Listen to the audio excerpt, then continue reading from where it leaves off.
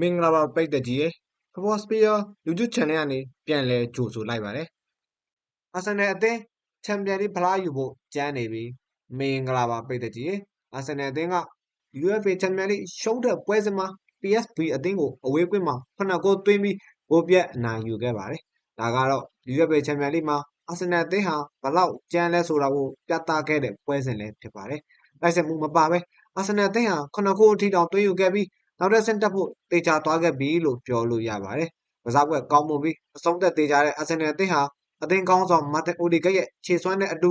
ချုံမြိန်နဲ့ညတညကိုဖန်တီးနိုင်ခဲ့တာပဲဖြစ်ပါတယ်။ဇာကာဂျီဆက်မာတင်နယ်ဒီနဲ့တိုင်းဟန်ဘတ်တို့တန်ရာရနေပြီးနောက်ပိုင်းမီရီနိုကတိုက်စစ်ကိုတာဝန်ယူပြီးဆော့ကစားခဲ့ရပါတယ်။ပထမပိုင်းမှာ PSV အသင်းကကစားကွက်ကိုဖိဖိစီးစီးကစားနိုင်ခဲ့ပေမဲ့အာဆင်နယ်အသင်းဟာရစ်ချက်တခါရတိုင်း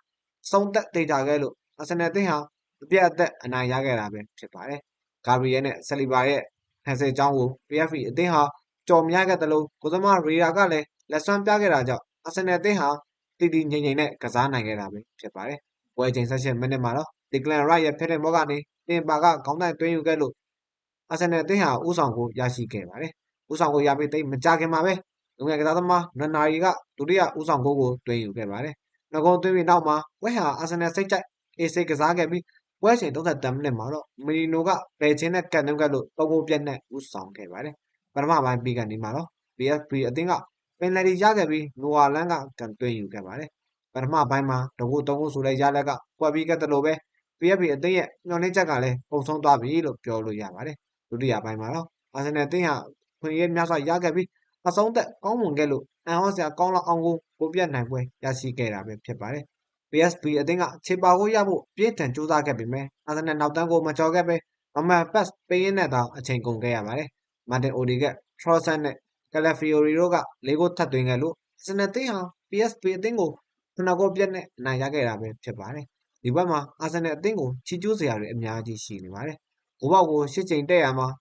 6ဂိုးအထိသွင်းယူနိုင်တာကတော့အာဆင်နယ်အသင်းရဲ့စုံတက်ဘလောက်ကောင်းလဲဆိုတာကိုပေါ်လင်းစေတာပဲဖြစ်ပါတယ်။နောက်တစ်ခုကတော့အာဆင်နယ်အသင်းကောင်းဆောင်မာတင်အိုဒီဂက်ရဲ့ခြေစွမ်းပဲဖြစ်ပါတယ်။တကယ်ကောင်းလာတဲ့ကိုပုံနေခဲ့ပြီးကွင်းလယ်ကိုစိုးမနိုင်တဲ့အပြင်ကောင်းမွန်တဲ့ဖန်တီးမှုတွေကိုပါပြုလုပ်ပေးနိုင်ခဲ့ပါတယ်။ဒီပွဲမှာနိပြအာဒီတာရဲ့လူစားလက်မှုကလည်းမှန်ကန်ခဲ့တယ်လို့ပြောလို့ရပါတယ်။အသက်16နှစ်ပဲရှိသေးတဲ့ဘန်နောက်ခံလူလိုဝစ်စကယ်လီဟာအတွေ့အကြုံသူ့နယ်သေးရနဲ့အတူအနေကက်ဖြစ်သွားနိုင်တဲ့ဖက်ထုံးမှုကိုပြုလုပ်ခဲ့ပြီးနောက်မှာတော့နိပြ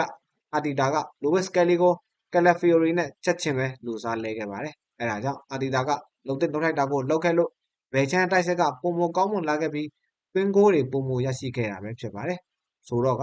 အာဆင်နယ်အသင်းဟာပရီးမီးယားလိမှာထက် UEFA ချန်ပီယံလိမှာပုံမကျမ်းပြနေပြီးချန်ပီယံလိဖလားကိုစွတ်ကူးဖို့ပုံမနှိစက်သွားခဲ့ပြီပဲဖြစ်ပါတယ်။